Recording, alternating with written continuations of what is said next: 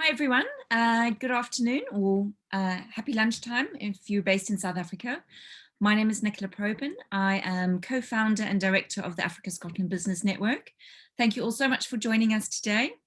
I think we have about 50 people who registered for this webinar. So I know it's going to be a brilliant investment of your time today. And we are delighted to have network members Xpatweb and AMENA Africa as our guest speakers. So thank you to them for joining us. Just move on here. So today, as you know, we're going to be discussing the opening of Africa. So obviously now that border controls are lightening and we're able to move around a little bit more, we thought it'd be really valuable for our members and our communities to get the experts on board to really unpack what this means for you and your business, and to give you some hints and tips about how you can start activating this process again in terms of work permits and immigration. So as I mentioned, I'm Nicola Probyn, and our guest speakers today are from Xpatweb. We've got Tarissa Wareley and Zainab Bouziane from Xpatweb, and Holger Vocht from AMENA Africa. Tarissa and Zainab are experts in immigration across Africa, and they'll be sharing some insights from a survey that they did recently and just kind of high level information about how you can approach this topic right now. And then Holger is actually talking from more a consumer side of the business from AMENA Africa, having to get his team work permits for many years across Africa. So he'll be sharing some of his learnings and hints and tips that he's gained over the years with yourselves. So before I hand over to our speakers, I also just wanted to extend a warm welcome to everyone, of course, but especially to our network members who are with us today: Xpatweb, Tax Consulting, FMB, Global Wealth Management, Intelligent Growth Solutions, Jason's Consulting, Workstream, Bowman's, Safer Training, TSR Project Management, and Tigerfish Software. Thank you so much for joining us. Okay, so before we kick off, I know we have some people who are not maybe that familiar with the network and what we do. So I thought I would very quickly give you an overview about what we do essentially. So we founded almost a year ago in November last year. I'm South African, as you can tell, and my business partner, Claire Alexander, is Scottish. And we realized that there was a huge untapped opportunity and potential in connecting Africa and Scotland in a business context from a private network perspective. So we originally started the network because we thought that, we saw within our own communities that people wanted to connect in a business context with a proactive network that was really about driving connections, sharing, collaborating, and growing their own businesses. So we set it up with that intention, but we very soon realized that there was so much potential and shared economies between Scotland and Africa, Scotland and the UK.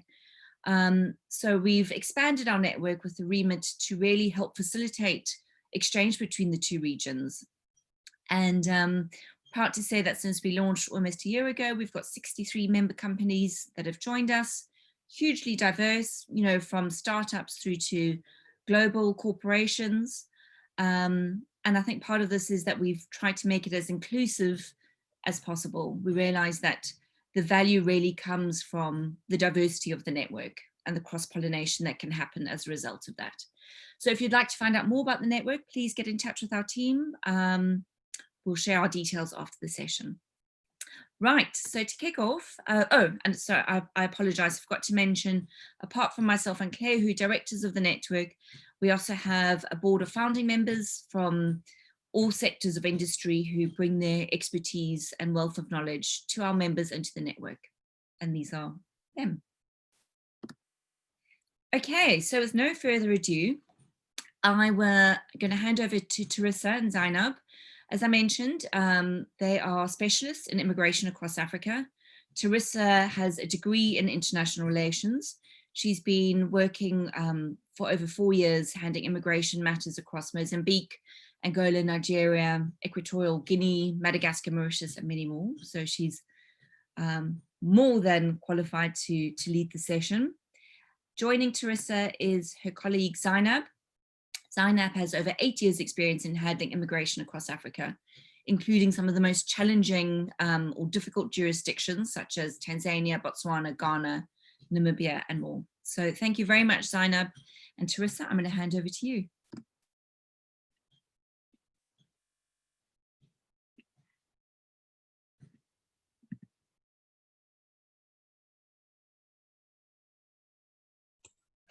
Sorry about that. Thank you, Nicola. It's such a pleasure to be with everyone, and a good afternoon to everybody.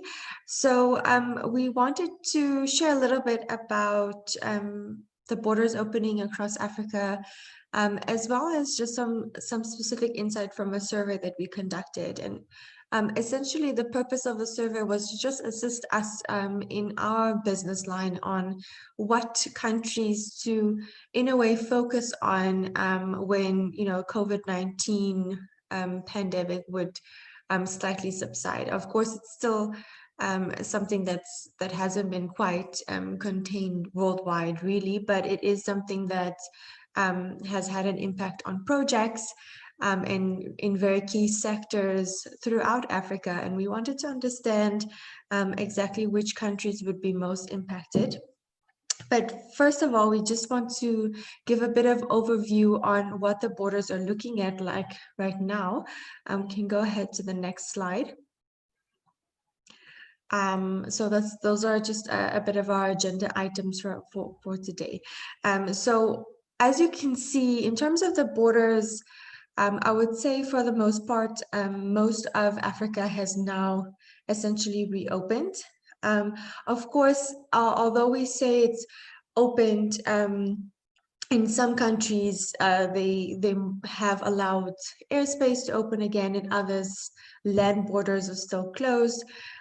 So in terms of the varying degrees of openness, it is quite different depending on the country. So of course, each country has taken its own route on how to approach the coronavirus pandemic, with South Africa specifically only opening in this past month. But in terms of other countries, as we can see, a lot of them are actually quite open. And I'll just highlight specifically the ones that are primarily closed, which are Algeria, Morocco, Uganda, Tunisia, Eritrea, Zimbabwe, and Somalia. So these are countries that are still essentially closed. They have not officially opened, as of the latest information that we have on our end, and also are primarily allowing repatriation flights or allowing very limited entry in terms of who they allow in, whether it's citizens, and in some cases, residents and work permit holders. But we're still quite happy to report that most of Africa is slowly reopening again, which is really a good thing, in terms of just the economic climax in the whole of Africa, in the fact that, projects can start resuming again. And key personnel and expatriates can then be brought back into the relevant jurisdictions. But alongside those countries where we've indicated that they have opened, there are some things that we wanted to highlight in terms of entry into those countries. So as I mentioned, while it has been for the most part open, some countries have not fully allowed commercial flights back in. Angola is a case in point. If you have a valid visa, if you have a valid permit, you can enter Angola, but the availability of commercial flights is not as easily accessible. There are certain airlines that have very close relationship with government and have been able to get the right approvals to get flights to land. An example is Sim Air, but it's still a country where it's not a case of just going online, booking a flight and going. And similarly in Mozambique, we have also seen a very discrepancy in terms of what the authorities say on who is allowed in. For example, immigration has now instructed embassies and consulates abroad to issue visas. Meanwhile, the Ministry of Interior is still issuing letters that that give you authorization to enter. So you can see that authorities are not always communicating with one another, and where there's situations such as those, we strongly recommend rather taking a bit more cautious approach when traveling. Even though there are borders open, it's important to understand fully the entry requirements, which vary from country to country, before you undertake all the logistics involved in either yourself traveling or having a team of people travel, because oftentimes, between one day and the next, there will be a change in regulations as well. And I'll just hand over to Zainab now to just touch on a few other countries where we have noted some more specific requirements when traveling in.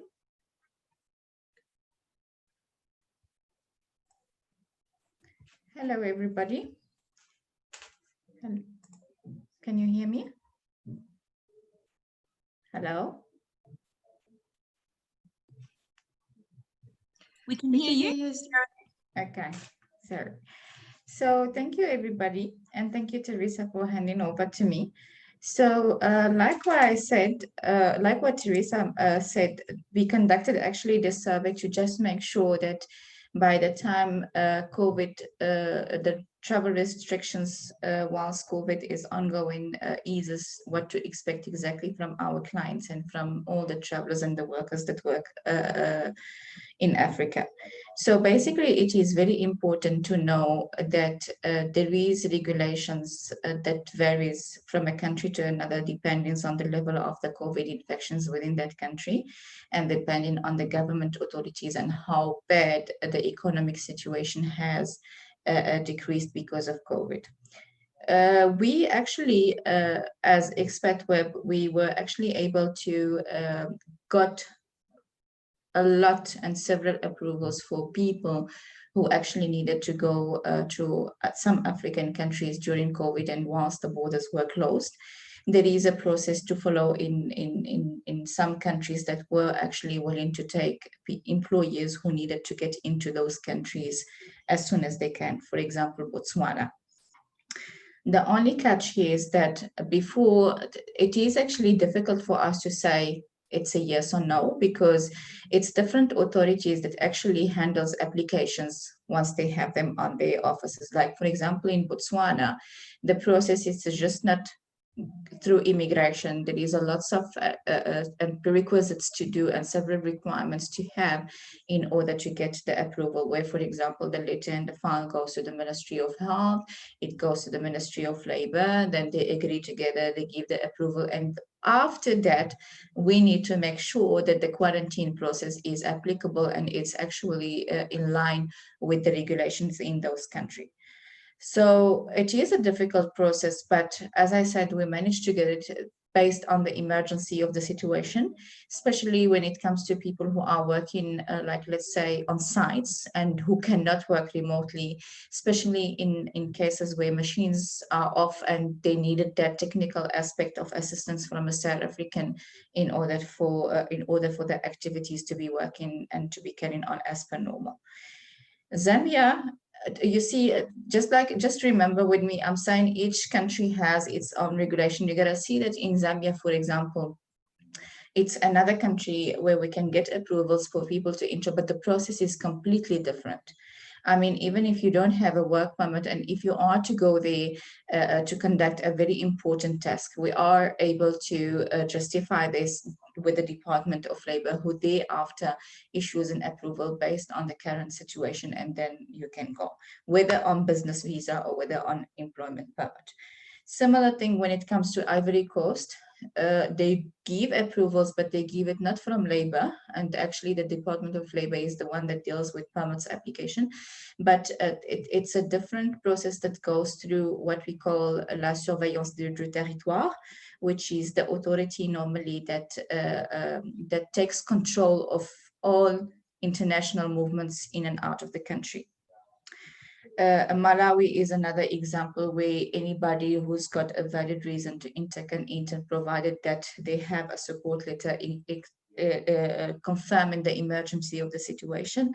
Ethiopia, the same thing, and Swaziland is the same thing. So like what I said, I mean, it's different requirements, different processes. It's not like if the authorities are saying no, it's just a matter that we need to illustrate why this foreigner is getting into this country during these times, and why, if this foreigner really has the other requirements required in order to allow him in.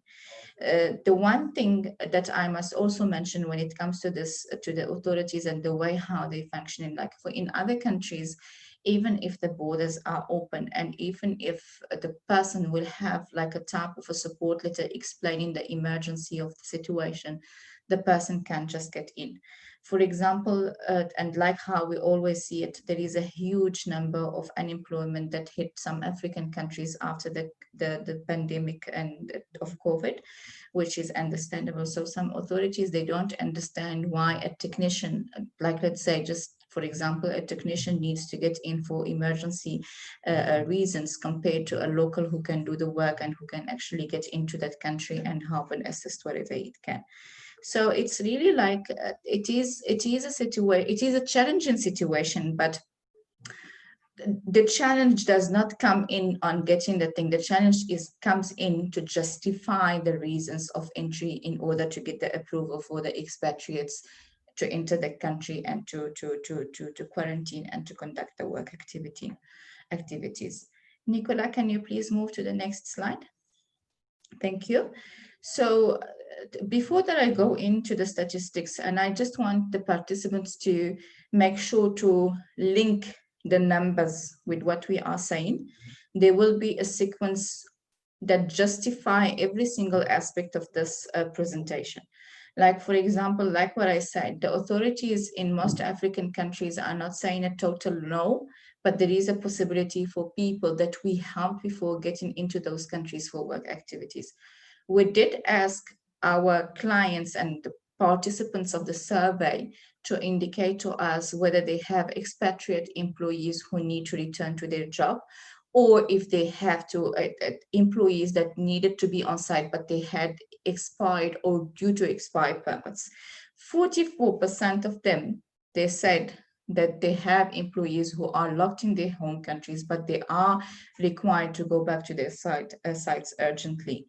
However, 31% of those expats have expired permits, meaning that the processes of renewals of whatever application that needed to be taken place in order for the continuity of the process to happen in this African country got interrupted in I don't know at what stage, but it got interrupted because of the fact that COVID just came and everybody had to close, everybody had to go, and nobody had control on actual applications as well.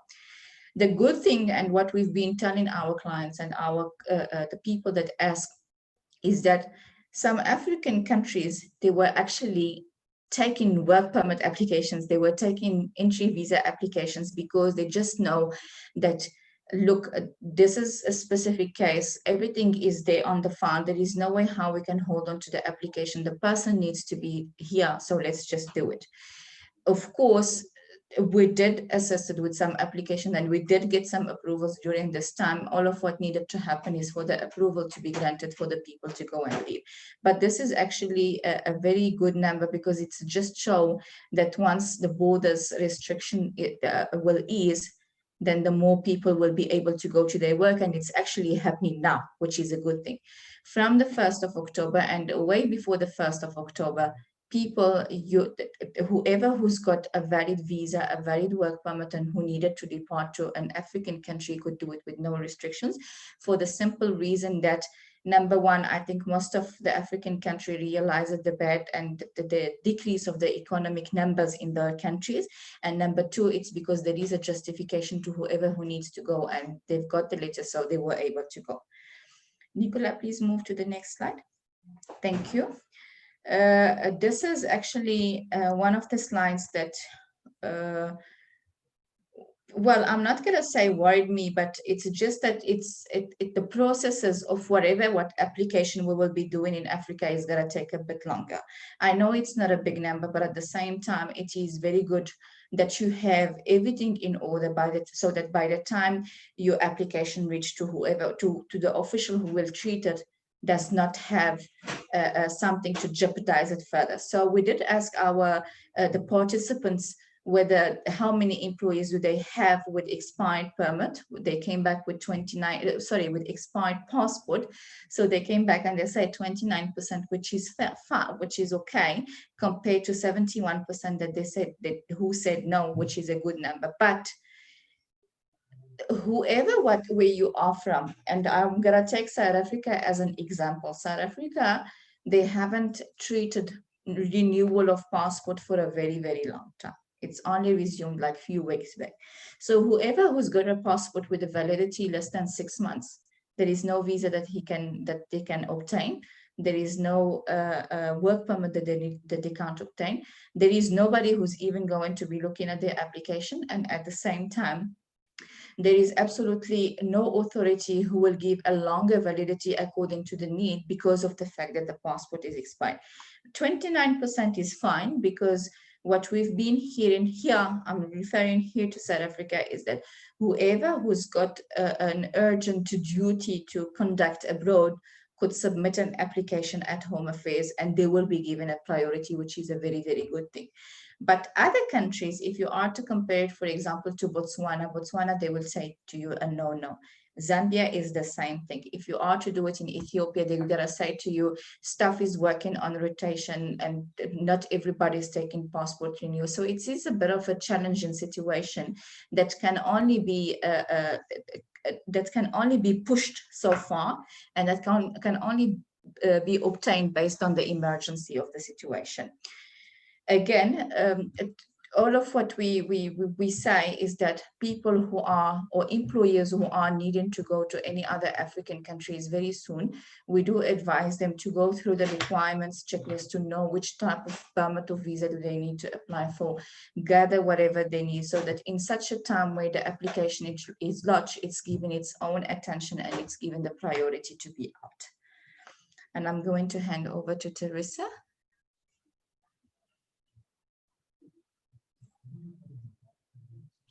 Thank you, Zainab. We can move on to the next slide, Nicola.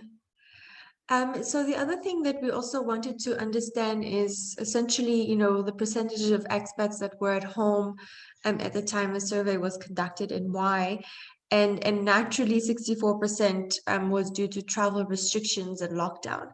And basically, this just showed us essentially, kind of what we already knew, but it was very interesting to see essentially the number of people that were impacted because of travel restrictions, having gone home and then essentially being stuck either with upcoming expiries or even, with new applications that needed to be submitted.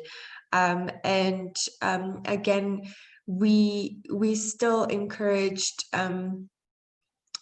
clients to continue with the processes even without knowing when restrictions would be uplifted, by the mere fact that it does take time to get applications done in Africa. In most countries, the processes are layered. There's different requirements. Things are always changing. So in most instances, we had indicated, where immigration was still open, rather still submit the application, even though you are not sure when restrictions would be uplifted and applicants would be allowed in. Let's go ahead with the next slide. And then we also wanted to understand essentially from those clients that were surveyed on which needed new expats to come into Africa, and essentially which countries would be the ones that would be most featured. So 48% indicated they needed new expat assignees. And with new expats, generally the process will be a little bit longer because it's the first time applying into that country. It's not a renewal. In most instances, it's not a straightforward process. And it was quite interesting to see the countries that were featured in terms of that needed these brand new applications. These were applications that would need to be lodged essentially as soon as either restrictions are uplifted, which we have now seen are applicable in most of Africa, and which countries would experience the most issues when it comes to new applications. And we found that a lot of some West African countries featured, such as Ghana, Nigeria, Algeria in the north. You've got DRC around Central Africa, Kenya and Tanzania in the east. And in Southern Africa, we saw Mozambique, Botswana, Swaziland, and South Africa. And Botswana and Mozambique, of course, are those that, even though, essentially borders have in a way opened, there's still some processes in place in some, essentially not a lot of clarity on what is required to enter. But it was quite interesting to see that, of course, South Africa has only now started to reopen and allow for visa applications once again. So you can see how that would impact, the fact of new expat societies coming in. Can move on to the next slide. And then we wanted to also just understand projects specifically, because we knew a lot of oil and gas projects that were upcoming in Mozambique, specifically other oil and gas countries such as Ghana, Nigeria, and we were really curious to understand how that would impact those countries, and if our understanding was correct that projects in those countries would be actually most impacted. So 62% indicated that they did have upcoming projects that were in some way impacted by COVID-19. And of course, those exact countries were the ones featured as most impacted, which was Ghana and Nigeria, Mozambique, which are, essentially oil and gas specific, not necessarily countries, but we know that there's a lot happening in the oil and gas sector in those countries. DRC is featured again, Kenya, Ethiopia in the east, Madagascar, Zim, South Africa, and Botswana again in Southern Africa. So we saw quite a bit of a similarity in terms of which countries would have projects that essentially have either been delayed or postponed because of the coronavirus and the fact that people are not able to travel into those countries. We can go ahead to the next slide. Then we did also survey the sectors in which which the clients that we surveyed, the participants that we surveyed, where they were operating in. 50% was other, but on the other end, about 15% was mining, 14% oil and gas, 18% construction. So you can see these are these are sectors where you really need people on the ground. It's not really something that's accomplished so easily remotely. I think while I'm just going through the slide, would you mind, Nicola, bringing up the first two poll questions that we had? And then the participants can start answering those poll questions. So it was quite interesting to see that impact and what sectors were most impacted by it, and the fact that those are people that it's very difficult to conduct that type of activity remotely. You can see there's still that need to have those technicians or engineers that need to be physically on the ground. I think we'll go ahead and move to the next slide.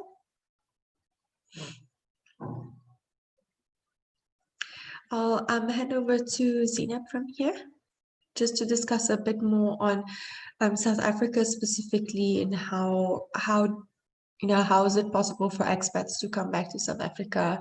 What is the process to follow now?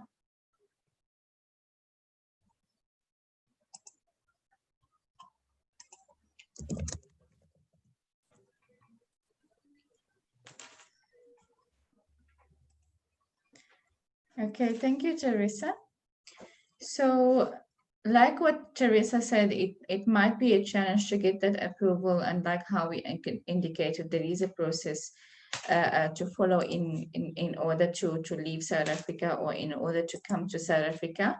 So coming to South Africa, it's a new process that has just launched on the 1st of October, where, as you can see now, the government is allowing everybody from a low risk country to enter South Africa, either for leisure or for work purposes, or even for business travel purposes.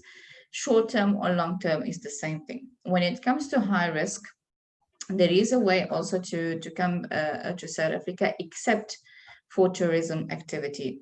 You will not, any person who's entering without valid business or work purposes will not be allowed to the countries to the country, sorry. And even those ones who's got like long-term visas such ICTs or critical skills or general work visa, there is a process to follow with the Departments of Home Affairs in order to be granted an approval, and thereafter you can come into South Africa, provided that you have your requirements, which are mainly your travel insurance as well as your COVID test.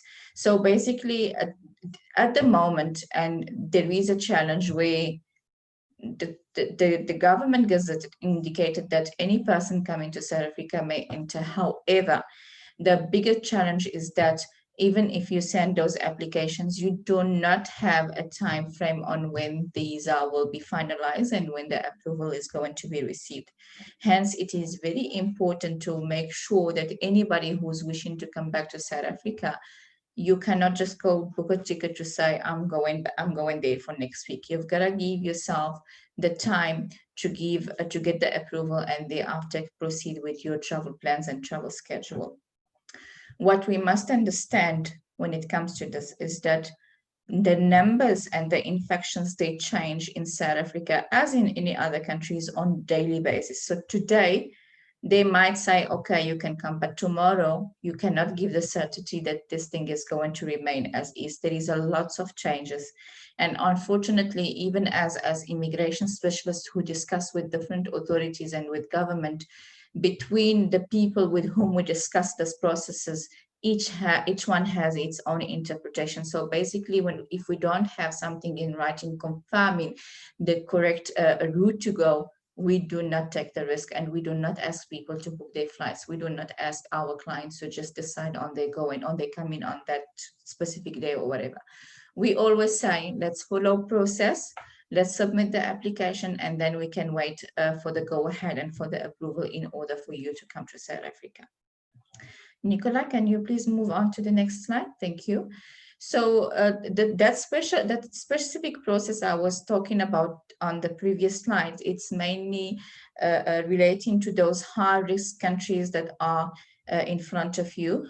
And I know for a fact that there is lots of people that come from France, lots of people who comes from India, lots of people who come from Israel, as well as Malta, Mexico. All those countries, they are very, South Africa, it's a rainbow nation. So basically everybody from across the board comes to South Africa, either for tourism, either for work and whatever. Those are the high-risk countries that need approval before they can come to South Africa. And as I said before, the way that it is a process which Home Affairs follow, and they discuss internally, and they'll only give the approval to whoever who needs to be here for real work and business activities. You can move on to the next slide, please.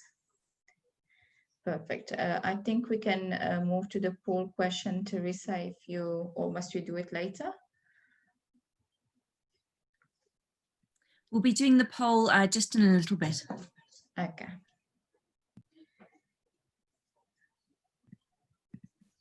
Okay, thank you, ladies. We are going to, thank you so much for sharing that knowledge. I can tell that there's obviously, you've just scratched the surface in terms of the information and the complexity involved. So if anyone would like to connect directly with Tarissa or Zainab, please just get in touch with us. We'll connect you directly. And I would say the key takeout there is don't waste a minute in terms of getting your process and your planning started.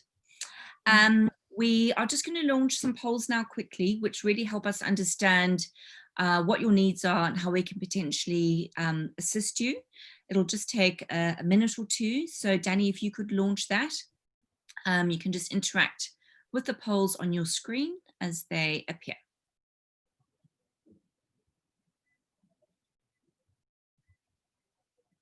So you can just go ahead and click on the response that is applicable to yourself.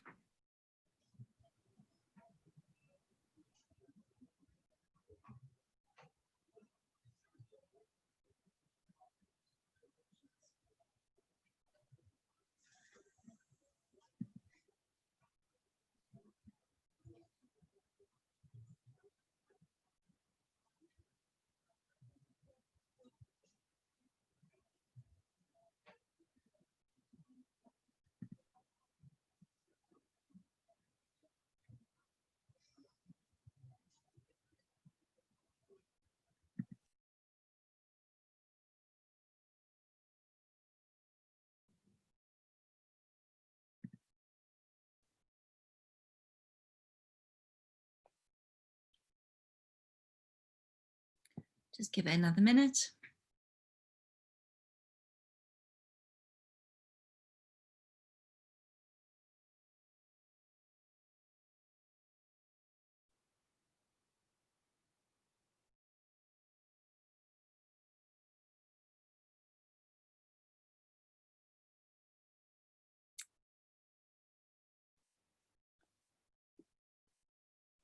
Okay, I know we still have a lot to get through, so I think we'll close the polls now. Thank you for everyone who participated.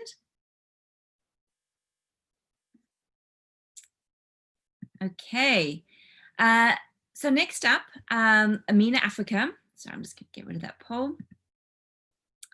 So AMENA Africa, as I mentioned, are speaking from more of a consumer side of the process. AMENA Africa, for who doesn't not familiar with them, they are a leading pan-African market entry advisory firm. So they operate between government and industry, and obviously assist companies entering Africa right through from the first initial thought right through to execution and beyond. Their ethos is around local solutions for local challenges, and they operate across 19 countries in Africa. And speaking on behalf of AMENA Africa, we have Holger Vocht. Holger is the Managing Director at AMENA Africa. He's based in their head office in Kenya, in Nairobi, and he's got 14 years experience in dealing with the private, public, and third sector around market entry in Africa. So thank you very much, Holger, for your time today, and we look forward to you sharing some of your insights on your experience in terms of securing work permits and visas for your team. Thank you so much. Thank you very much, Nicola, for your time. Hello, everyone. Thanks also for the introduction. Very well put. So there's not much need for me to talk about who I am. As Nicola said, I will look into the topic a bit more from a mid-sized company perspective. Certainly, if you're from a corporate, there are certain standards that you have to follow anyways. But the main client here we work with are the mid-sized companies, and also when we look into work permits, etc., or the immigration process, it's usually the mid-level to senior level who is deciding to immigrate to a new country. Of course, once you made the choice of migrating somewhere on this beautiful continent, you're already one step ahead. But of course, then once you decided, that's when often the headaches can start. I thought about it, also being mindful of time, to look into 5 top learnings, I would say, that you should be aware of when you start the migration process. As I said, we're not talking about deciding into a country. I think that's a whole different chapter to discuss, but mainly starting off the point of when you have decided, okay, I'm now moving to Nigeria, to Kenya, to Benin, wherever your choice is. So I think very quickly you will realize that before you go anywhere, you need a permit, right? What we see a lot is, particularly if you're from a smaller company or mid-sized company, the question needs to be answered of who has to apply. right? Is it you yourself as an individual? Is the company applying on your behalf, or how does it actually work? So finding the solution to that, I think, is definitely where you should start. And then when you start realizing, okay, I'm the one in charge, or I have to guide my department back home about what we have to do, then the question is like, how can my status be categorized? Even speaking about my own experience, I was eligible for 4 criteria here in Kenya. Which one am I going for? You know, that was one thing to look into. Certainly, there are consultants out there who can look into that and help and guide you of what it is you're actually looking at, what category you fall in, and then basically you can take it up from there. I think the most important thing, though, is before you start hitting the ground running, is have all your documents ready, and even have more documents ready than you thought in the beginning you need. Right? It can be the simple things of having certified and translated most of the time documents of your passports, the work contract, but it can go into things like police certificates, etc. There is no transaction of information or data, or leave alone documents between institutions. Forget the point of believing that your local embassy will receive any documents. I think unless you're coming from Singapore, which is highly digitalized, it's not going to work out. So you have to make sure that while you're still in your home country, get all the documents ready, because once you embark on your journey to the country, and I know a lot of people decide to be in the country before they actually get their work permit, so they're going to be on special passes, or some might go the cheeky way and just come as a tourist. You will struggle to get those documents ready once you're on the ground already. So doing that, also once you have everything, the question often is now, how do I do it? Do I do it myself? Does my company help me with it, or do we simply appoint an agent? Certainly agents will take a lot of hassle away from it. That being said, though, depending on what you do, you can do it yourself, but only if you're a marathon runner, right? If you only can go for 5 kilometers, don't even start. Because it can really be a long and exhausting process for you. Another advantage that we see, and we are actually not the ones doing the work permits, so we actually outsource it to our trusted partners, because they are the experts in actually getting them. Key asset is for us that they have what we call shortcuts, right? A lot of those agencies, and they can be starting from the top to small one-person firms. They have those shortcuts, which means they're very well connected in those immigration departments. And trust me, if you've ever entered or stepped foot into one of those immigration departments, you need a lot of time and a lot of patience to be in line when whoever is serving you is ready for you. So therefore, if you have an agent with you, they will speak the local language, they will have the connections, they go in and out probably on a daily basis, they know exactly where to go. So therefore, that can definitely help you to maneuver and save a lot of time. Another element that some companies, particularly smaller ones, are underestimating is the point that in a lot of countries, you need what they call an understudy, right? An understudy is someone who should succeed you, basically. Maybe it's a fun fact for some, maybe not, but I had a similar thing. Me as a managing director of the company, I'm a shareholder of the company here. I had to name my understudy who will succeed me eventually. But eventually that means I have to leave the country again. So, you know, so you have to take a conscious decision. Who are you appointing? But of course, from country to country, that varies who it is. But it should be someone who's equivalent. And of course, if you're a smaller country, a smaller company, you probably have no interest for someone to be your understudy. If you're larger ones, fair enough. If you are one of the conglomerates, the idea should not be to have a lot of experts in the country. A lot of the idea is to train local staff members to eventually succeed you. But of course, if you have a very technical skill set, if you have a very unique background, it's very hard probably to get it locally. So that's why companies prefer to do it themselves.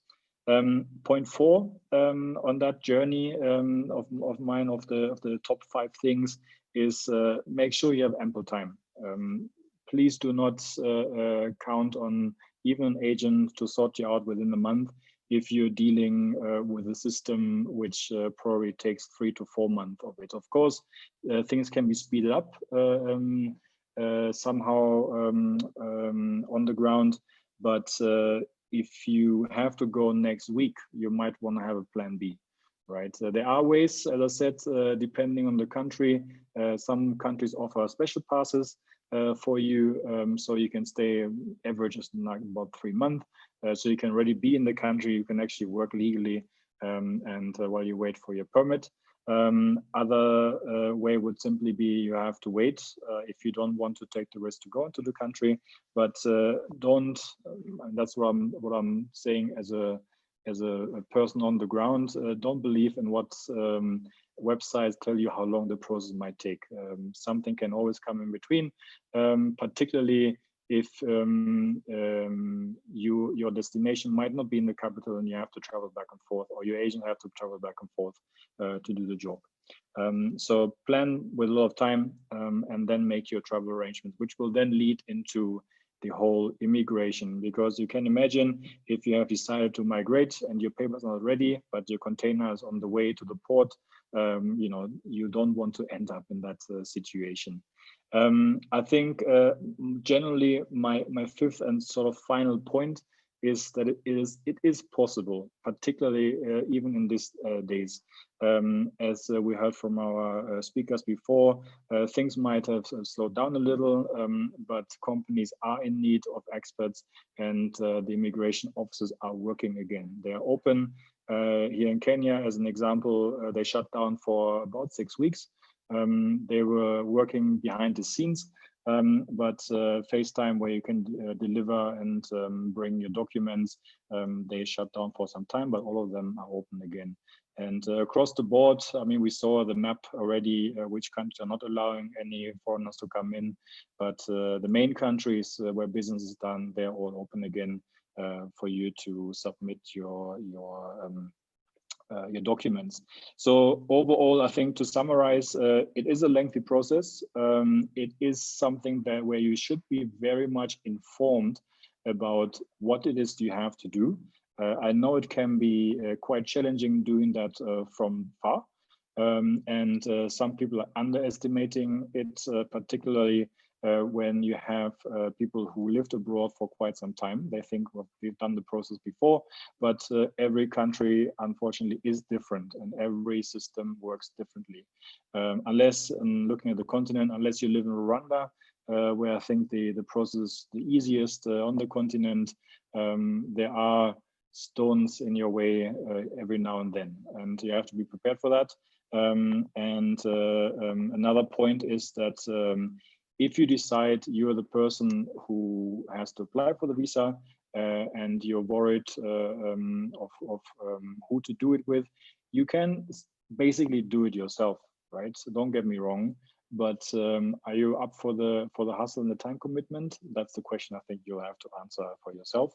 But overall, don't get frustrated. It can be a frustrating process, particularly if your agent tells you for the 5th time you have to submit a document and it has not been signed on the right side of the page. It can be frustrating, but there's always an end goal, and I think the end goal is living on this beautiful continent, and I think for that it's worth it.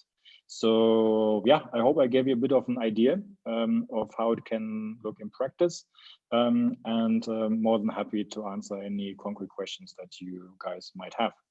Thank you very much, Nicola. Great, thank you so much, Holger. You've obviously been through this many, many times. If anyone would like to connect directly with Holger, please just let us know. We're happy to connect you after the session, both from his experience in terms of immigration and work permits, but also in terms of what the business, what AMENA actually do. We're now going to go into our Q&A session. So if you have a question, please just pop it into the little Q&A box at the bottom of your screen, and we will address it to the panel. If our panelists could all please activate their videos and their audio, that would be fantastic. Thank you. So I have a question, just while we wait for everyone to get their questions going. I have a question for Holger. Holger, in your experience, what are I know you mentioned a country earlier, sorry, I forget who it was or what country it was, have the most kind of a liberal work environments where it's, you know, the work permit process is relatively easy. In your experience, which have those been? Yeah, well, I think there are a number, but I think which one is most outstanding, also in our experience, is certainly here in East Africa, it's Rwanda. I give you an example. If you compare Kenya to Rwanda, it's a bit like comparing South Africa with Swaziland, without offense to Swaziland or Rwanda. But it's the same dynamic. The market is in South Africa or here in Kenya. What do companies do? They come to Kenya to set up shop. However, the process and also the cost involved are significantly different. To drop some figures, a work permit in my case, cost me $2,000 per year. The same thing, the same setup would have cost me $100 in Rwanda. So you can see the significant difference. Leave alone the time that we have to spend here in securing the permit.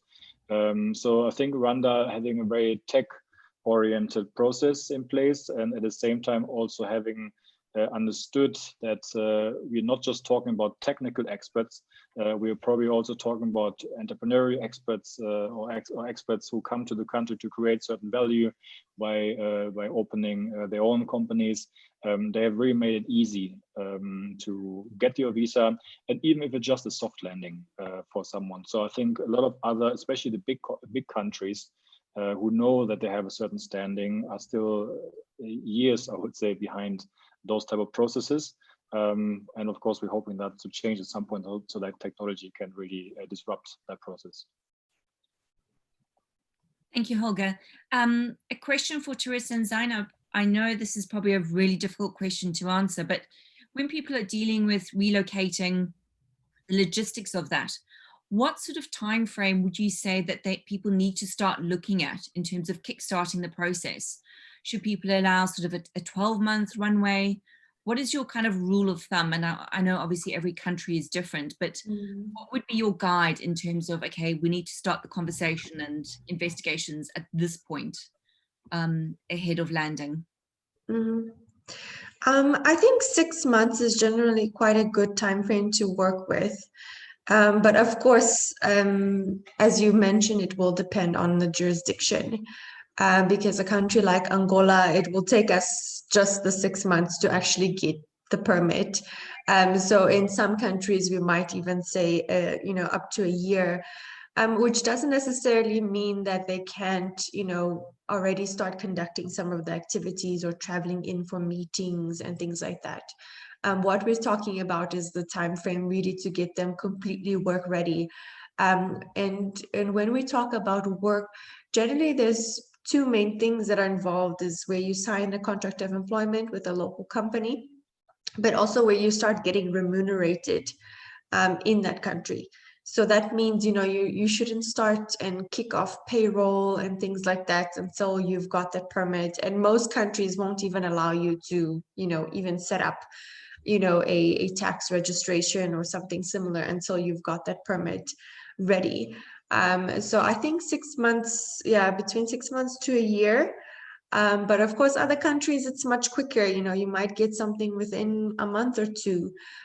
So it will really vary depending on the country. But I think 6 months is a safe bet.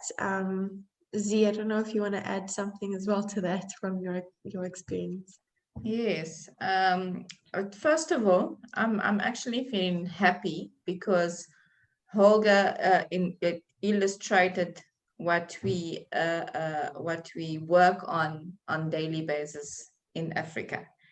The one thing that we need to understand, and the one thing that I want to highlight, is that South Africa is not like the rest of Africa. Botswana is not like Kenya. Kenya is not like Rwanda. Rwanda is not like Angola. Each country has its own regulations. So even in terms of relocation, what we need to understand, it's a case-by-case advice and way, because Remember, some people, in order to relocate to Mauritius, they will want to sell their property, they will want their pets to go with, they will want the cargo to take their furniture, they will want this and this and this. So it's not only from an immigration perspective that we need to think of it. Relocation, it's a much complicated sea, for the simple reason that each thing needs to be done separated, compared to immigration, where you just combine the documents, you submit and you get visa, you can go. So I've worked with relocation before, and the one thing that I came across is that it's not about packing the things and go. It's about your cultural training and understanding of that country where you're going. It's about your family going with you. It's about your belongings going with you. It's about several other things that are involved in the thing. So 6 months, I would say, in my own experience, 6 months, it's the least that you can consider in some countries. However, in other countries, like what Tarissa said, for example, Angola, the 6 months won't allow you to get much then. So it depends on the case, and it depends on the country where you're relocating to. Sorry, had myself muted. I see that Rob Lang has asked a question and Holger's actually answered it, but I think maybe some other people might benefit from your answer, Holger, if you don't mind talking to it.